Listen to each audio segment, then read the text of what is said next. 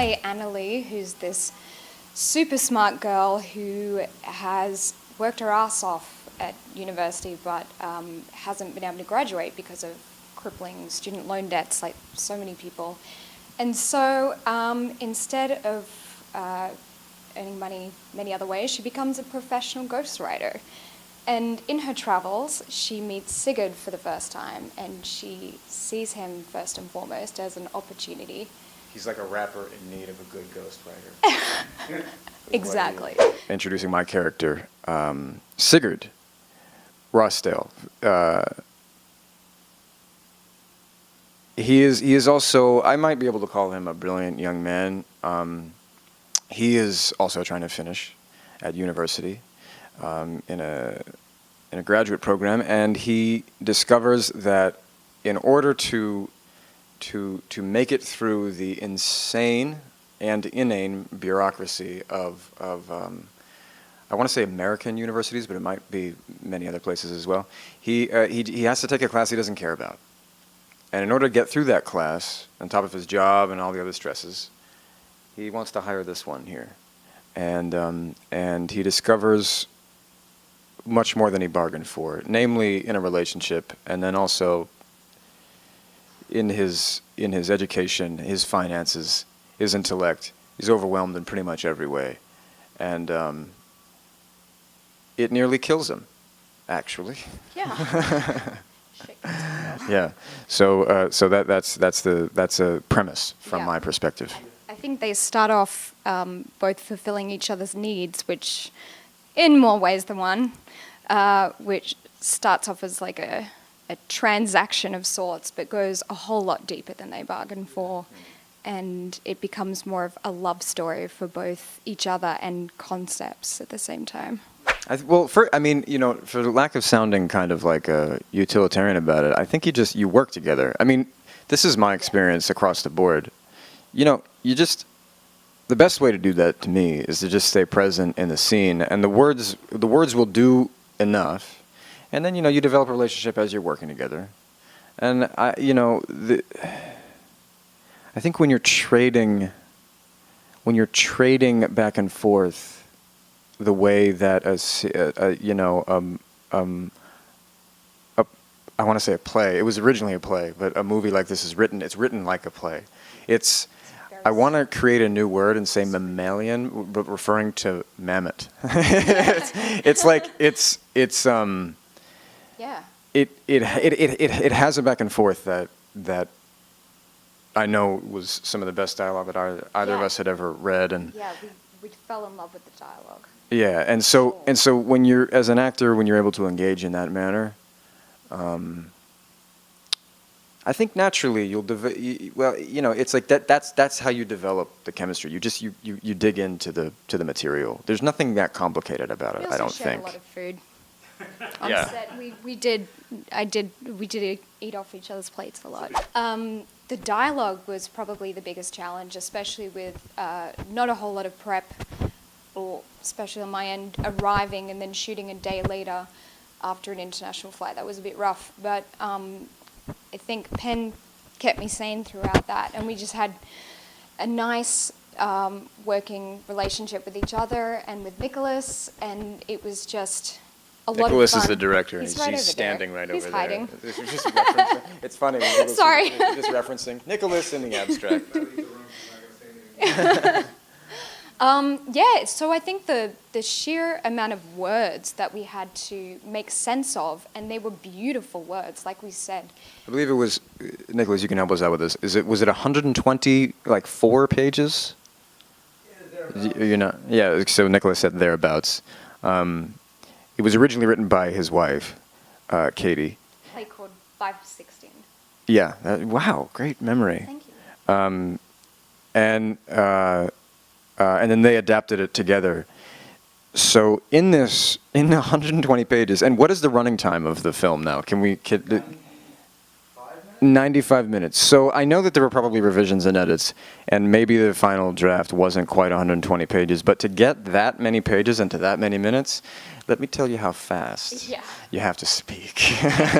And in general, I mean, it was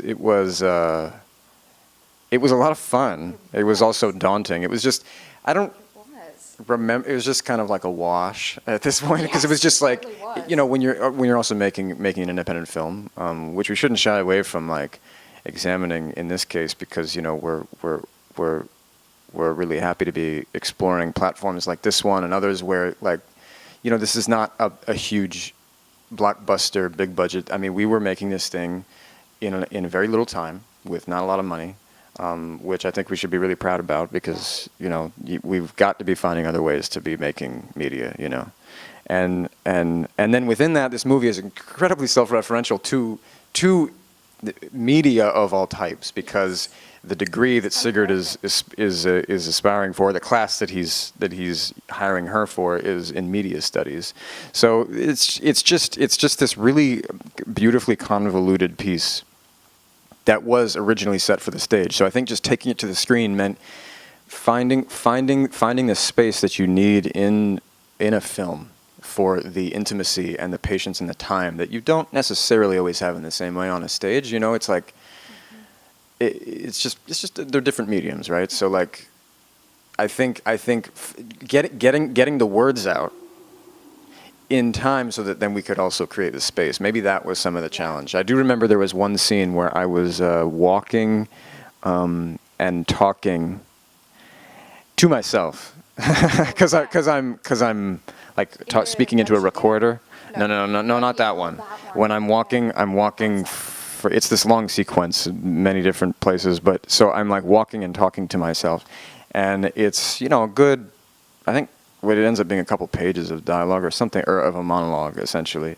And at one point I'm just saying it so quickly that when I saw it, I thought, how did I, like, was I thinking about what I was, like, how did I, I wasn't necessarily impressed with myself, but I was just like, what am I doing? What am I saying? Can anyone else understand what I'm saying? I think that was the question I had. So, you know, we had a lot of scenes like that where it was just, I mean, also Nicholas and Katie, as humans, they're incredibly verbose and brilliant, and they don't try to water that down for the potential viewer. No, they certainly for better or worse. Yeah.